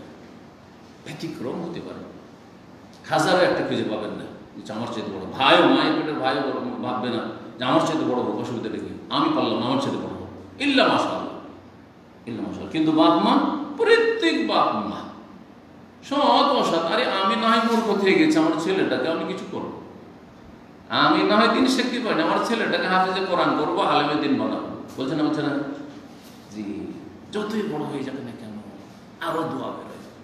কারণ বাপ জানছে যে আমার সুনাম, আমার ছেলেমেয়েরা যদি বড় হয় তো আমার সুনাম এবং আমার স্মৃতিটা থেকে যাবে। আর তাছাড়া এইসব যদি নাও থাকে তবুও খুলুসিয়ত আছে বাপ মায়ের, যেটা পৃথিবীতে আর কারো কাছে পাবে না। শুধু বাপ মার সাথে কখনো খারাপ আচরণ করবেন না, দুনিয়া থেকে চলে গেলেও তাদের সাথে ভালো আচরণ করবেন, দোয়ার মাধ্যমে, সাদাকা খায়রাতের মাধ্যমে, নেকি পৌঁছানোর মাধ্যমে, শরীর সম্বন্ধে। 51 নম্বর অধ্যায়, বাবু মান আস্তাহিয়া ফাআমার গায়রাহু সাওয়াল। এই অধ্যায় হচ্ছে, আচ্ছা কেউ যদি লজ্জা পায়, জিজ্ঞাসা সরাসরি করতে পারছো, লজ্জা হইতে পারে, কিন্তু আমাকে জানতে হবে। সুতরাং ফাআমারা গায়রাহু সাওয়াল, অন্য কাউকে নির্দেশ দিল যে ভাই এই প্রশ্নটা আপনি আমাকে করে দেন তো, জায়েজ কিনা? এটাও জায়েজ। শ্বশুরকে সব কথা জিজ্ঞাসা করা যায় না, মা মাকে সব কথা জিজ্ঞাসা করা যায়, মাসিকের কথা, তারপরে আপনার স্বপ্নদোষের কথা, আর গোসল ফরজের কথা, এইসব মাসলা যেগুলো যৌন সম্পর্কীয় মাসাইল, হ্যাঁ, নারী পুরুষদের গোপনীয় মাসাইল, এগুলি কি বাপ মাকে বলা যাবে? স্বাভাবিক, এটা স্বাভাবিক লজ্জা তখনও ছিল, এখনো আছে। শ্বশুরকে বলা যাবে? বলা যাবে? শ্বশুর আলেম আর স্বপ্নদোষের মাসলা জানে না, শ্বশুরকে জিজ্ঞেস করতে পারবে? মজির মাসলা জানে না, অথবা ফরজ গোসলের মাসলা জানতে হবে, ফরজ গোসলের তরিকাটা আব্বা বলে দিন তো, পারবে? তাহলে অন্য কাউকে দিয়ে জিজ্ঞাসা করাবে। তাই ঘটেছে এখানে। হাদিস আলী রাদিয়াল্লাহু তাআলা বলছেন, সাহাবী আলী রাদিয়াল্লাহু তাআলা, বর্ণনাকারী আলী রাদিয়াল্লাহু তাআলা, তিনি বলছেন, কুনতু রাজুলান মাজ্জা, আমি এমন মানুষ ছিলাম যে খুব বেশি মজি আসতো, আমার মজি খুব বেশি আসতো। মজি সবার সমান আসে না, কারো একটু যদি যৌন সুরসুরি আসে তাহলে মজি করিয়ে দেবে।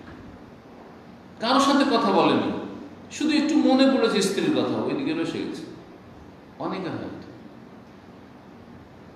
আর স্ত্রীর সাথে কথা বলছে, প্রবাসীরা এগুলো ভালো করে বুঝে, যাদের স্ত্রীরা কাছে নাই।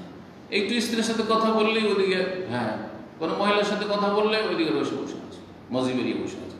আমার কার আছে, স্ত্রীর সাথে গল্প হয়ে গেল, 15 মিনিট 20 মিনিট গল্প হলো, তারপরে কিছু হয়নি, কম বেশি হতে পারে। আলী রাদিয়াল্লাহু তাআলা আনহু কি হতো, খুব বেশি মজি নির্গত হতো। মজি, মজি কোনটাকে বলে জানেন তো? হ্যাঁ, মানি, যেটা বীর্য, যেটা থেকে আল্লাহ রাব্বুল আলামিন মানুষকে সৃষ্টি করেন। জি, মানুষকে সৃষ্টি করেন নুতফা, জি, শুক্রবিন্দু। আর মজি যেটা কাম ভাব আসলে, শরীরে কাম ভাব আসলে, যৌন চাহিদা আসলে যেটা বেরিয়ে আসে, যেটা কোনো রঙের থাকে না। মনির রং তো সাদা থাকে, গাঢ় থাকে, এটা বেশি গাঢ়ও থাকে না, আর কোনো রং থাকে না, পানির মতো, পানির যেমন রং নেই। আর আপনি হাত দিলে, হ্যাঁ, চেটচেটে হয়ে থাকবে, আঠা আঠা হালকা, এটা হচ্ছে মজি। আর একটা হচ্ছে ওদি, যেটা রোগের কারণে নির্গত হয়। রোগী মানুষের অনেক সময় নির্গত হয় আর মনে করে ছেলে বীর্য না, রোগের কারণে যখন তখন অষাঢ় বেরিয়ে যাচ্ছে, জাম দিয়ে বেরোচ্ছে না, সেটা রোগের কারণে চিকিৎসা করবে। তো আমার খুব বেশি মজি আসতো, আমি জিজ্ঞাসা করতে পারছি না, লজ্জা পাচ্ছি, করবোটা কি, কাপড়ে লেগে যাচ্ছে। তো কাপড় সম্পর্কে একটা হুকুম, আর একটা হচ্ছে উজু করতে হবে, উজু ভঙ্গ হয় কি হয় না। ফাআমারতুল মিকদাদ বিন আসওয়াদ রাদিয়াল্লাহু তাআলা আনহু আমি নির্দেশ দিলাম আইয়াস আলান নবী সাল্লাল্লাহু আলাইহি ওয়াসাল্লাম যেন জিজ্ঞেস করে। অন্য রিওয়ায়াতে রয়েছে লিমাকান ইবনাতি, কেন লজ্জা পেলাম জিজ্ঞেস করতে সরাসরি, যেহেতু তার মেয়ে আমার সংসারী। লিমাকান ইবনাতি ফাতিমা, ফাতিমা রাদিয়াল্লাহু যেহেতু আমার স্ত্রী, শ্বশুর সাহেবকে কেমন করে সমস্যা জিজ্ঞেস করবো, সেই জন্য আমি মিকদাদ বললাম তুমি আমাকে জিজ্ঞাসা করবে। নবী সাল্লাল্লাহু আলাইহি জিজ্ঞেস করে, ফাসাআলাহু, তিনি জিজ্ঞেস করলেন, ফাকালা, তখন নবী সাল্লাল্লাহু আলাইহি ফিহিল ওযু, তাতে ওযু করতে হবে, ওযু ভঙ্গ হয়ে যাবে, মজি নির্গত হলে ওযু ভঙ্গ হয়ে যাবে, কাপড়ে লাগলে কাপড় নাপাক হয়ে যাবে, সুতরাং কাপড় পরিবর্তন করবে যদি পরিবর্তনের অবস্থা থাকে। 52 নম্বর অধ্যায়ের কাছে বাবু যিকরিল ইলমি ওয়াল ফকিহ ফিল মসজিদে, এই অধ্যায় হচ্ছে এলেম চর্চা করা, এলেম দেওয়া এবং এলেম নেওয়া, শিখাচ্ছেন অথবা শিখছেন, এইরকম ফতোয়া দেওয়া আর ফতোয়া জিজ্ঞেস করা। ফিল মসজিদে, মসজিদে ফতোয়া জিজ্ঞাসা করা যাবে কিনা, ফতোয়ার উত্তর দেওয়া যাবে কিনা, না বলতে হবে চলো বাইরে তারপর বলছি, বলতে হবে। কিন্তু কেউ যদি বলে যে আপনি টাকাটা পাবেন, এগুলো মাসালা অনেকে খেয়াল রাখে না, মসজিদে বসে আছেন, টাকাটা পাবেন, আপনি ধরেন টাকাটা নেন, কিনা বেচা, ওই যে আপনার কাছে কোনো জিনিসটা কিনেছিলেন, অথবা আপনি একটা গাড়ি বিক্রি করছেন, ঠিক আছে মসজিদে বসে আছেন, দেন টাকাটা নেন, কথাবার্তা হলো গাড়ির কত দাম, এগুলো জায়েজ না। গাড়ির দাম দর যদি করতে হয়, কোনো মাল সামানে দাম দর করতে হয়, আর তার সেটা পেমেন্ট করতে হয়, অ্যাডভান্স দিতে হয়, তাহলে কি করতে হবে? হ্যাঁ, মসজিদের বাইরে চলে, চলো মসজিদের বাইরে গিয়ে কাজ করি। কারণ রাসূলুল্লাহ মর্মে হাদিস রয়েছে, কেউ যদি, তুমি দেখো এমন কোন ব্যক্তি, ইযা রাআইতুম মাই ইয়াবতাউ ফিল মসজিদে, মসজিদে সে ক্রয় বিক্রয় করছে, ফাকুলু, তাহলে তোমরা বলো, লা আরবাহাল্লাহু তিজারাতা, তোমার ব্যবসাতে আল্লাহ যেন কোনো লাভ না দেয়, মুনাফা না দেয়। বদদোয়া দিতে বলেছেন রাসূলুল্লাহ। মসজিদ এই কাজের জন্য তৈরি করা হয় না যে দুনিয়াদারি করবেন, ব্যবসা বাণিজ্য করবেন। ওয়াইদা রাআইতুম মান ইয়ারসুদু দাল্লাত, মসজিদে যদি হারানো বস্তু কেউ খোঁজ করে, কেউ এসে বলছে যে আমার একটা কিছু হারিয়ে গেছে, আমার ছেলেটা হারিয়ে গেছে, মসজিদে, মুসল্লির বাইরে কথা বলে, লা রাদ্দাল্লাহু আলাইহি, বদদোয়া দিতে বলেছেন রাসূলুল্লাহ। এরকম কাজ করবেন না। মসজিদে এখান থেকে এলেম চর্চা করা, তাহলে মসজিদে কেউ যদি মাদ্রাসার দার্সগাহ বানায়, ক্লাস করে, মসজিদে হেফজখানা থাকে, মসজিদে মাদ্রাসার ক্লাস চলছে, যে কোনো ক্লাস চলছে, অথবা সাপ্তাহিক কোনো ক্লাস চলছে, যে কোনো অসুবিধা নেই, দৈনিক অনেক মসজিদে মাদ্রাসার ক্লাসগুলি হয় কি হয় না, অনেক মসজিদে যেখানে হয়তো ক্লাসরুমের ব্যবস্থা নেই, মসজিদে ক্লাস হচ্ছে, জায়েজ রয়েছে, বরং সুন্নাত। জি, আব্দুল্লাহ ইবনে ওমর রাদিয়াল্লাহু তাআলা আনহু থেকে বর্ণিত, বলছেন আন্না রাজুলান কামা ফিল মসজিদে, জনৈক ব্যক্তি মসজিদে দাঁড়ালো, ফাকালা, বলল সে, ইয়া রাসূলুল্লাহ, রাসূল, মিন আইনা তা'মুরা আন মুহিল্লা, আমাদেরকে কোথা থেকে ইহরাম বাঁধতে বলছেন, তালবিয়া পাঠ করতে বলছেন, বাইরে থেকে আসছি, কোনখান থেকে আমরা তালবিয়া শুরু করব আর ইহরাম বাঁধবো। ফাকালা রাসূলুল্লাহ, রাসূল বলে, ইউহিল্লু আহলুল মদিনা মিন যুল হুলাইফা, মদিনাবাসীরা যুল হুলাইফা থেকে তালবিয়া পাঠ করবে, মানে ইহরাম বাঁধবে। যুল হুলাইফার বর্তমান নাম কি জানেন? মদিনায় কোনোদিন উমরা করেননি আপনারা? কে করেছেন মদিনায় উমরা? হ্যাঁ, আবিয়ারে আলী, কি নাম? আবিয়ারে আলী, আবিরে আলী, আবিয়ারে আলী, যুল হুলাইফা মসজিদ নববী থেকে 10 কিলোমিটার দূরে, এখন শহরের ভিতরে পড়ে গেছে। আমরা যখন মদিনায় লেখাপড়া করতাম, আজকে থেকে প্রায় 30 বছর হয়ে যাচ্ছে, তখন একবারে ফাঁকাতে ছিল, তো ওইদিকে মদিনায় কোনো জনবস্তি ছিল না দীর্ঘদিন ধরে, আজকে 10-15 বছর থেকে মনে হয় শহর হয়ে গেল, 20 বছর। তাহলে মদিনা মাসের মিকাত হয়ে গেল। মদিনায় যখন আপনারা যাবেন, তখন আপনাকে যুল হুলাইফা থেকে ইহরাম বাঁধতে হবে। মদিনায় যারা আসে বাইরে থেকে, অথবা মদিনাবাসী, ওয়াইহিল্লু আহলুশ শাম, শাম দেশের অধিবাসীরা ইহরাম বাঁধবে। তালবিয়া, আহাল্লা ইহিল্লু মানে তালবিয়ার সাথে আওয়াজ উঁচু করা, শাব্দিক অর্থ ইহলাল মানে হচ্ছে লব্বাইক আল্লাহুম্মা লব্বাইক, লব্বাইক লা শারীকা লাকা লব্বাইক, এই যে শুরু করা, এটা ইহলাল। বা লব্বাইক উমরা, লব্বাইক হজ্জান, এটা হচ্ছে ইহলাল।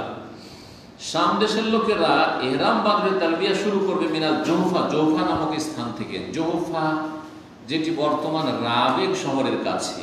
জোহফা একটি গ্রাম ছিল যেটা বিরান হয়ে গেছে। ইয়াম্বর দিক থেকে কোনোদিন কেউ যদি এসে থাকেন, ইয়াম্বর থেকে এসছেন, বদর হয়ে ওই রাস্তা দিয়ে যদি আসেন লোহিত সাগরের কিনারা কিনারা, তাহলে রাবেগ, জেদ্দা থেকে বেশ কিছু দূরে রাবেগ একটা শহর গড়ে উঠেছে, যেখানে কিং আবদুল্লাহ বিশাল ইউনিভার্সিটি রয়েছে। সেখান থেকে এখন এহরামের ব্যবস্থা আছে, ওখানে একটা ভালো মসজিদ তৈরি করা হয়েছে। আর ওই গ্রামটি বিরান হয়ে গেছে, উজাড় হয়ে গেছে, ওখানে আর কোনো জনবসতি নেই। তো জৌফার যেহেতু সরাসরি সামনাসামনি পড়ছেন, তো ওই রাবেগ থেকে, রাবেগের সুন্দর মসজিদ আছে, সেখান থেকে এহরাম বাঁধা ওই দিক থেকে জানা আছে।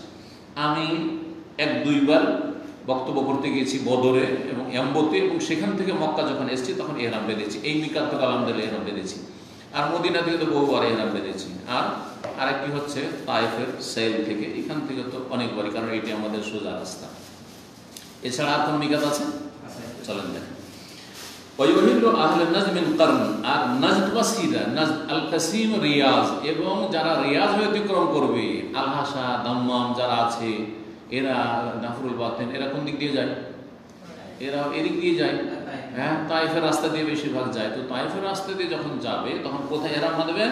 কারনুল মানাজিল থেকে। সংক্ষিপ্ত নাম হচ্ছে কারণ, আর বড় নাম হচ্ছে কারনুল মানাজিল। এটি পুরাতন নাম, হাদিসে এসছে। আর নতুন নাম হচ্ছে সাইল কবির বা সাইলুল কবির।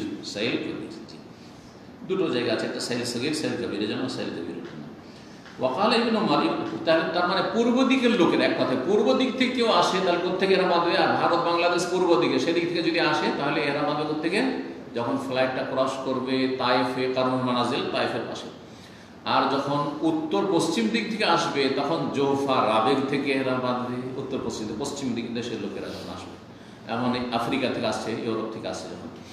আর যখন আপনার মদিনার দিক থেকে, তার মানে কোন দিক থেকে? শুধু উত্তর পূর্ব দিক থেকে। উত্তর পূর্ব দিক থেকে যখন যাবে ইরাক থেকে, যদি ইরাকের আর একটি সোজা রাস্তা আছে, মদিনা পথ হয়ে যাবে, উত্তর দিক পড়ছে সেটা, তখন এরা বাঁধবে মদিনার জুলহালিফা থেকে। দক্ষিণ দিক থেকে বাকি থাকলো, তাহলে এখন দক্ষিণ থেকে আসলে ওই ওহিল্লো বলছেন রাসূলুল্লাহ সাল্লাল্লাহু আলাইহি ওয়াসাল্লাম বলছেন, ওয়ায়াজমুনা, আর লোকদের ধারণা, মানে রিওয়ায়াতে রয়েছে রাসূলুল্লাহ বলেছেন, ওয়াইহিল্লু আহলুল ইয়ামান মিন ইয়ালামুন, ইয়ামানবাসীরা ইয়ালামলাম নামক স্থান থেকে, ইয়ামান মানে বর্তমান ইয়ামান নয়, বরং আবহা, বাহা, তাইফের পিছনে যতগুলি এলাকা আছে ওই দিক থেকে যারাই আসবে, ইয়ালামলাম তাদের সামনে মিকাত করবে, জিজান ওই দিক থেকে যারা আসবে তারা ইয়ালামলাম থেকে এহরাম বাঁধবে। শিপে, পানি জাহাজে যখন ভারত বাংলাদেশের লোকেরা বা পূর্ব দিক থেকে যারা সিঙ্গাপুর, মালয়েশিয়া, ইন্ডোনেশিয়া থেকে হাজিরা আসতো, তখন ইয়ালামলাম থেকে এহরাম বাঁধত। এখন ওই আগের হুজুরেরা ওই ইয়ালামলামটা মনে রেখেছে, এখনো বলে যারে ইয়ালামলাম থেকে এহরাম বাঁধবে না, ভুল। পানি জাহাজে আসলে দক্ষিণ দিক থেকে ঢুকছেন আরব দেশে, সুতরাং তখন ইয়ালামলাম। কিন্তু যখন উড়োজাহাজে আসবেন তখন পূর্ব দিক থেকে সরাসরি যেতে আসছেন, সুতরাং এহরাম বাঁধবেন কোথেকে? তায়েফের সাইলে কবির থেকে, কারনুল মানাজিল থেকে।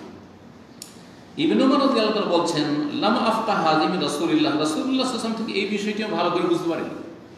এটা অন্যদের কাছ থেকে শুনেছি যে ইয়ালামলাম থেকে এহরাম বাঁধতে হবে দক্ষিণ দিক থেকে আসলে, ইয়ামানের দিক থেকে।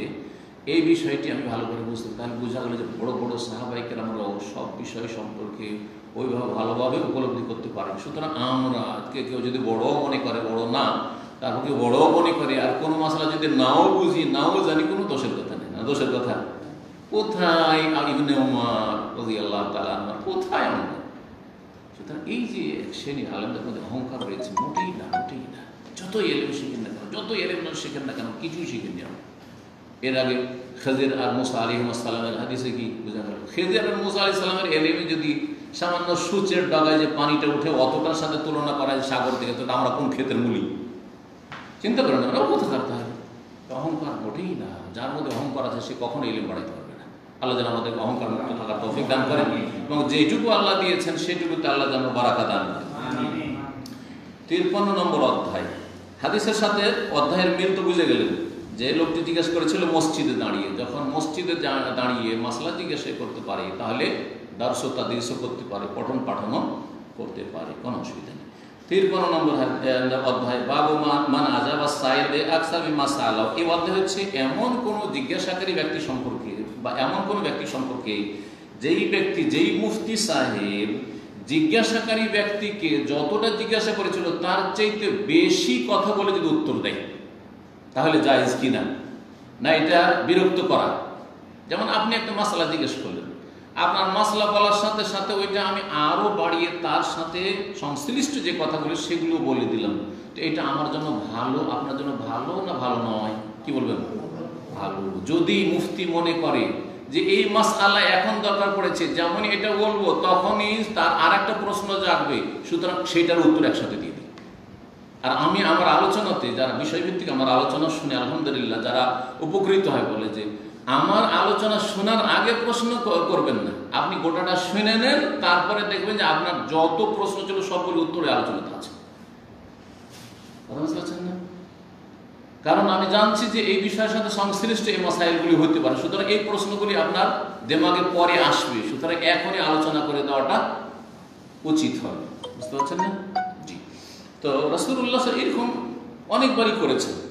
এখানে একটি হাদিস নিয়ে এসেছেন, কিন্তু আর একটি হাদিস এর চাইতে ক্লিয়ার। সেটা হচ্ছে রাসূলুল্লাহ সাল্লাল্লাহু আলাইহি ওয়াসাল্লামকে সাগরের পানি সম্পর্কে জিজ্ঞাসা করা হয়েছিল। সুইরা রাসূল আন মাইল বাহরি, সাগরের পানি পাক না নাপাক, উযু করতে পারবো, গোসল করতে পারবো কিনা লোনা পানিতে বা সাগরের পানিতে, কত মুর্দা পড়ে থাকছে, হ্যাঁ, জীবজন্তু। কি বলেছিলেন? হ্যাঁ, হুয়া তাহুরু মাউহু ওয়াল হিল্লু মাইতাতু। কথা দুটা, প্রশ্ন একটা ছিল, উত্তর দিয়েছেন দুটো বিষয়ে। পানি সাগরের পাক, তাহুর হুয়া তাহুরু মাউহু, পাক এবং পাককারী, তাহুর পবিত্রতা দানকারী, তাতে ওযু করতে পারো, গোসল করতে পারো, তাহির এবং মুতাহির, নিজেও পাক এবং অন্যকেও পাক করতে পারে। যেমন শরবত তো পাক, কিন্তু শরবত দিয়ে ওযু করা যাবে? হ্যাঁ। শিরা তো পাক, মধু তো পাক, হ্যাঁ হ্যাঁ। তারপরে আপনার খেজুরের যে রস, তালের রস, এগুলি পাক, হ্যাঁ। কুশারের রস, আপনার এই যে জুস, হ্যাঁ, আপনার আখের রস, পাক না না পাক? ওযু করা চলবে? যে আমাদের আলহামদুলিল্লাহ আমাদের আখের অভাব নেই, আখের রস দিয়ে উযু করবো, চলবে? তাহলে বোঝা গেল যে পাক হইলেই যে সেটা মুতাহির, তরল হইলে তার নাই। তাহির আর মুতাহির তো তহুর। সেটা বলছে সাগরের পানি নিজেও পাক এবং অন্যকে পবিত্রতা দানকারী তহুর, হ্যাঁ। ওয়াল হিল্লু মাইতাতুহু, এবং সাগরে মৃত জীবজন্তুও যদি পাও, আর সেটা যদি সাগরেরই থাকে জীবজন্তু হয়, মানে স্থলচর প্রাণী না হয়, তাহলে সেটার মরাটাও তোমার জন্য কি হালাল। সুতরাং মরা মাছ ভাসছে পাক, যা কিছু জীবজন্তু যা শুধু পানিতেই থাকতে পারে, জলচর প্রাণী যেটাকে বলা হচ্ছে, আর স্থলে আসলে থাকতে পারবে না, হয়তো 2-4 ঘন্টা থাকবে, 1-2 দিন থাকবে, কিন্তু মরে যাবে, তাহলে সেটার হুকুম ভিন্ন, সেটার হুকুম ভিন্ন। কিন্তু যদি পানির কোনো প্রাণী হয়, তাহলে সেটা মরে গেলেও সেটা কি হালাল, সুতরাং খেতে পারো। আম্বার মাছ, রাসূলুল্লাহ সাহাবীরা 1 মাস ধরে খেয়েছে। কত বড় বিশাল মাছ ছিল, 80 জন লোক 1 মাস ধরে খেয়েছে। আর বলছে খেয়ে যে আমরা মোটা হয়ে গেছিলাম। চোখের যে গর্তটা সেই মাছের এত বড় ছিল, এত বড় ছিল যে বলছে যে আমরা কয়েকজন লোক ওই চোখের গর্তে লুকিয়ে যেতাম, দেখা যেত না। সেই মাছের কাটা হাড্ডিটাকে দাঁড় করলেন, তো বলছে উট ওর নিচে দিয়ে পার হয়ে গেল, ওর চাইতে উঁচা। মরা ভাস ছিল, বড় ভাস ছিল না, সেখান থেকে শুকনোতে লাফ দিয়ে পড়ে গেছে। আর তারপরে তখন নবী সাহাবীরা এত ক্ষুধার্ত ছিলেন, সুবহানাল্লাহ। সেই অবস্থায় আল্লাহ দিয়েছেন এইরকম গনিমত, বিনা পরিশ্রমে রিজিক দিয়েছেন। জি, আল্লাহ রাজা। তো যাই হোক, শেষ করি, এটাই শেষ হাদিস। প্রশ্ন করেছিলেন সাহাবী কি সম্পর্কে? সাগরের পানি সম্পর্কে, কিন্তু পানির সাথে সাথে কিসের উত্তর দিলেন? পানিতে যেসব জীবজন্তু আছে সেগুলি মরে গেল তোমাদের খারাপ। শুধু মাছ, মরা মাছ ভাসছে, হ্যাঁ, গন্ধ হয়ে গেছে, রুচি হলে খেতে পারে, গন্ধ হলে হারাম হয় না। গন্ধ হলে সেটা স্বাস্থ্যের জন্য ক্ষতিকর যদি হয়ে গেছে, এত বেশি গন্ধ হয়েছে, তাহলে খাবে না। কিন্তু মাছে গন্ধ হয় না, মাছ একটু নরম হয়ে গেছে, গন্ধ আছে, তাই কি হারাম হয়ে যাবে? না, হারাম হবে। ইবনে ওমর রাদিয়াল্লাহু তাআলা আনহু হতে বর্ণিত হাদিস, নবী সাল্লাল্লাহু আলাইহি ওয়াসাল্লাম থেকে তিনি বর্ণনা, আন্না রাজুলান সাআলাহু, জনৈক ব্যক্তি রাসূলুল্লাহ সাল্লাল্লাহু জিজ্ঞেস করলেন, মা ইয়ালবাসুল মুহরিম, ইহরাম অবস্থায় থাকা ব্যক্তি কোন পোশাক পরিধান করতে পারবে? মুহরিম ব্যক্তি যে ইহরাম অবস্থায় আছে, সে কোন কোন পোশাক পরিধান করতে পারবে? তো প্রশ্ন সংক্ষেপ ছিল, কি পড়তে পারবে একটা বলে দিলেই তো, হ্যাঁ। কিন্তু রাসূলুল্লাহ দেখলেন যে পড়তে পারবে অনেক ধরনের কাপড়, আর যেগুলো পড়তে পারবে না, পরিধান করতে পারবে না, সেগুলি সীমিত কয়েকটি। সুতরাং নেগেটিভটা বলি, যেগুলো পরিধান করতে পারবে না বলে দিলে বাকি যা ইচ্ছা দেখো, বাকি যা ইচ্ছা তাই করো। এই জন্য জিজ্ঞাসা করেছেন পজিটিভ, ইতিবাচক, আর উত্তর দিয়েছেন কি দিয়ে? নেতিবাচক দিয়ে। মুহরিম ব্যক্তি কি পরিধান করতে পারবে? ফাকাল আল্লাহর রাসূল বলেছেন, লা ইয়ালবাসুল কামিসা ওয়ালাল ইমামাতা ওয়ালা সারাউইলা ওয়ালাল বুরনুসা ওয়ালা সাওবান মাসাহুর ওয়াল ওয়ারসু আও জাফরান। বলছেন যে মুহরিম ব্যক্তি, ইহরাম অবস্থায় থাকা ব্যক্তি জামা পরতে পারবে না, কামিজ। সেই জামা জুব্বার আকারে হোক, আর পাঞ্জাবির আকারে হোক, আর হাফ শার্ট, ফুল শার্ট হোক, আর যে কোনো গেঞ্জি হোক, সব জামা যা ও শরীরের ওপর ভাগকে ঢাকে তা হচ্ছে জামা। এক কথায় আরবি ভাষায় কামিজ কাকে বলে? শরীরের ওপর ভাগকে যা ঢাকে তা হচ্ছে কামিজ, যে সেটা মহিলা হোক অথবা পুরুষ হোক। আর নিচের ভাগকে যেটা ঢাকে সেটার নাম হচ্ছে এজার, সেটার নাম হচ্ছে এজার। যদি খোলা থাকে, কিন্তু সেটা যদি আপনার সেলাই করে না হয়, পা ঢোকাবার জন্য আছে, তার নাম সিরওয়াল হয়ে যায়। তার নাম কি হয়ে যায়? সিরওয়াল বা সিরবাল, দুটাই, বা দেওয়া হয়, অ দেওয়া হয়। সারাউইল ও বহু বচন, এখানে ওয়ালা সারাউল। বলছেন যে কামিজ পরতে পারবে না, ওয়ালাল ইমামা, আর পাগড়ি পরতে পারবে না। পাগড়ি যেটা দিয়ে মাথা ঢাকা হয়, সেটা বেঁধে থাকা হোক অথবা খোলা হোক, দুটাই। মাথা যা ঢাকা, মায়াউমুর রাস, এমামা বা আমামার সংজ্ঞাই হচ্ছে মায়াউমুর রাস, যেটা মাথাকে ঢেকে নেয় যে পোশাকটা, সেটার নাম হচ্ছে কি? এমামা। সেটা বাঁধা থাকলো এমামা। প্রচলিত যেটা রাসূলুল্লাহ আমলে বা আরবদের যেটা পোশাক ছিল সেটা বাঁধা, যা সুদানিরা পড়ছে এখন। আর পরে যুগের আবর্তন বিবর্তনে আরবরা এমামা খোলা, ওপেন এমামা পরা শুরু করেছে। এটাও কিন্তু এমামা, এটাও কিন্তু এমামা, কিন্তু নাম বদলে গেছে। যেমন কারনুল মানাজেল মিকাত, কিন্তু নাম বদলে সাইল হয়ে গেছে। জুল হুলাইফার নাম আবিয়ার আলী হয়ে গেছে, হয়েছে না হয়নি? আল হাসান নাম বাহরাইন ছিল, আল হাসা হয়ে গেছে। যুগের আবর্তনে যেমন জায়গার নাম বদলে, সোনারগাঁও ঢাকা হয়ে গেছে। বুঝা গেছে? মুঘল আমলে সোনারগাঁওই ছিল। তো ঠিক ওই রকমই যুগের আবর্তন বিবর্তনে পোশাকের নাম চেঞ্জ হতে পারে, তো বা পোশাকের ধরন চেঞ্জ হতে পারে। আর ওরা যুগের আবর্তন বিবর্তনে এটা, এই জন্য বড় বড় শেখেরা যারা আছেন তাদের সাথে যখন আমাদের গল্প হয়, এখানে শেখ ওসামা, যে বলছে এটি তো আমার, কিন্তু আমামা বাঁধতে হবে। আরবদের পোশাক ছিল, আর আমামা শুধু মুসলিমদের পোশাক। অনেকে মনে করে আমামা কিন্তু সুন্নতি পোশাক। তো আবু জাহল তো পড়তো, আরবরা মুসলিম অমুসলিম কাফের সবাই আমামা পাগড়ি পড়তো। বদরের যুদ্ধে কাফেররা পাগড়ি পরে এসছে, মুসলিমরা পাগড়ি পরে এসছে।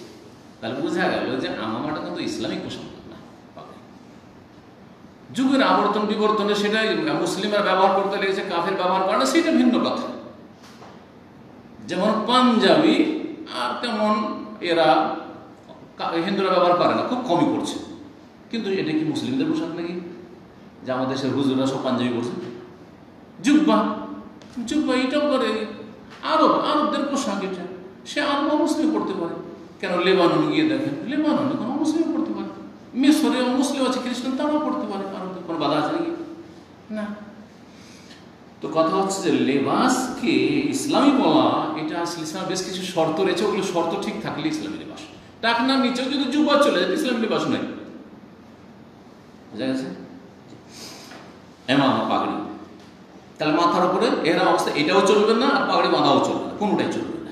একটা চাদর গামছা দেওয়াও চলবে না মাথার উপরে পুরুষদের।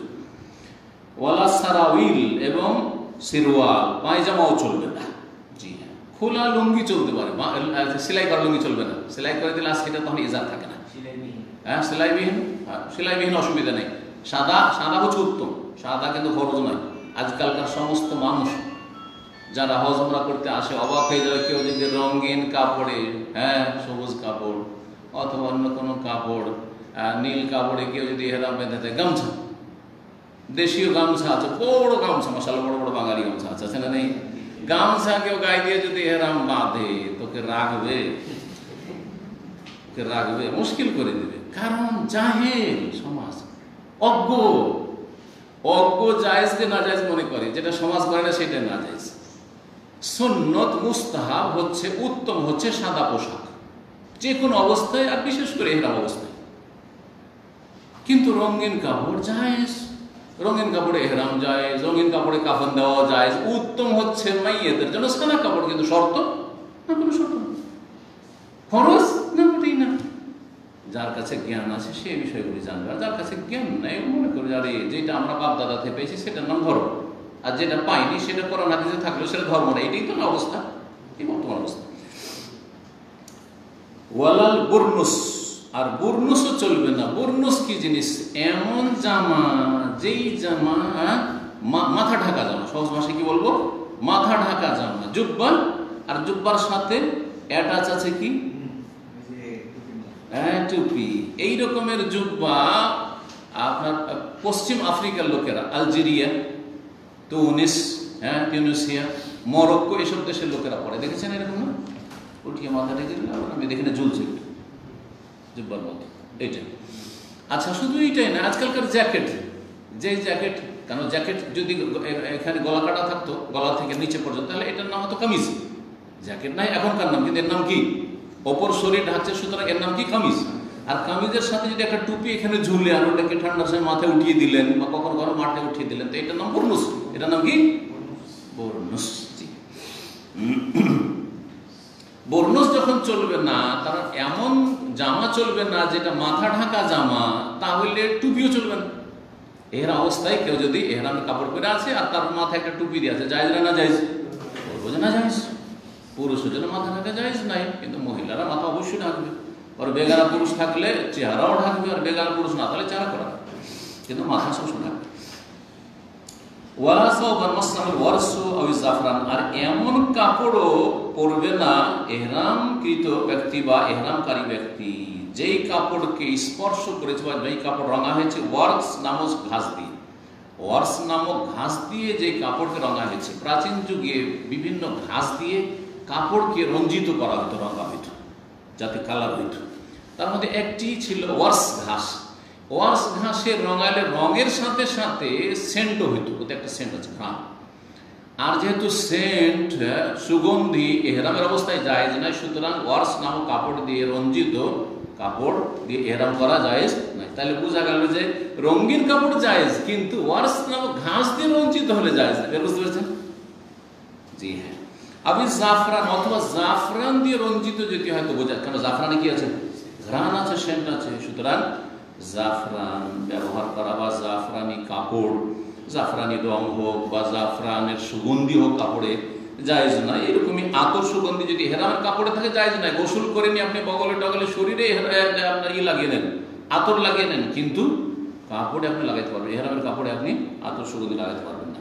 ফাইনাল ম্যাজিদের না লাইন, উত্তম হচ্ছে স্যান্ডেল পরা, স্যান্ডেল পরা, জুতা না পরা এবং মোজা না পরা। মোজা পরবে না, আর জুতা যাতে টাকনাও ঢেকে যাচ্ছে এরকম জুতা পরবে না। টাকনার নিচ পর্যন্ত জুতা থাকলে অসুবিধা নেই, কিন্তু আজকাল মানুষ হারাম মনে করবে। আপনি যদি জুতা পরে যদি এহরাম বাঁধেন, তাহলে জুতাও না, আমার স্যান্ডেলগুলো তো দেখেছেন না, পেছন দিক তো কাটাই আছে, যে স্যান্ডেলগুলো আমি পরি সেই সময় পিছন দিক কাটা আছে, ওপরটা শুধু ঢাকা।